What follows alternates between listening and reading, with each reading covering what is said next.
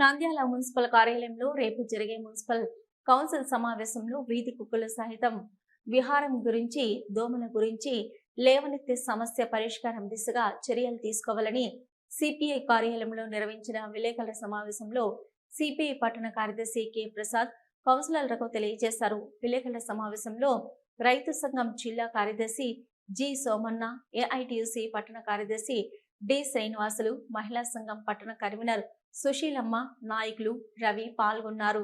అనంతరం సిపిఐ పట్టణ కార్యదర్శి కె ప్రసాద్ మాట్లాడుతూ, నంద్యాల పట్టణంలో వీధి కుక్కలు, పిచ్చి కుక్కలు స్వైర విహారం చేస్తూ పిల్లలను, వృద్ధులను, మహిళలను విచక్షణ రహితంగా కరుస్తూ భయభ్రాంతులకు గురి చేస్తున్న మున్సిపల్ అధికారులు ఏమాత్రం పట్టించుకోవడం లేదు.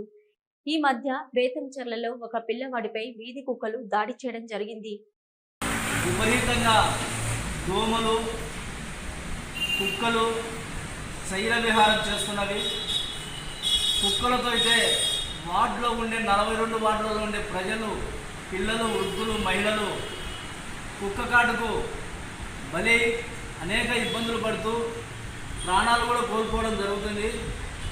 మరి మున్సిపల్ అధికారులకు ఎన్నిసార్లు, ఎంతమంది ప్రజాప్రతినిధులు, వామపక్షాలు, ముఖ్యంగా సిపిఐ పట్టణ సమితి ఆధ్వర్యంలో ఎన్నోసార్లు మున్సిపాలిటీ కార్యాలయం దగ్గర ధర్నాలు చేసి మరి కలెక్టర్ గారికి వినతి పత్రాలను కూడా ఇవ్వడం జరిగింది.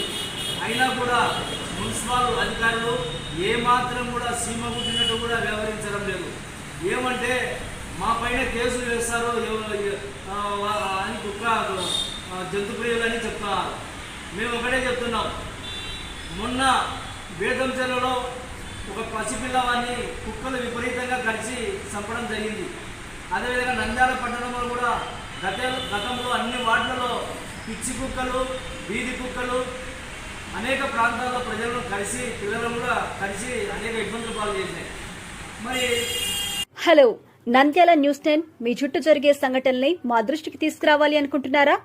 అయితే ఇంకా ఆలస్యం ఎందుకు? మా వాట్సాప్ నెంబర్ 9849700865కి సమాచారాన్ని ఎప్పటికప్పుడు పంపించండి.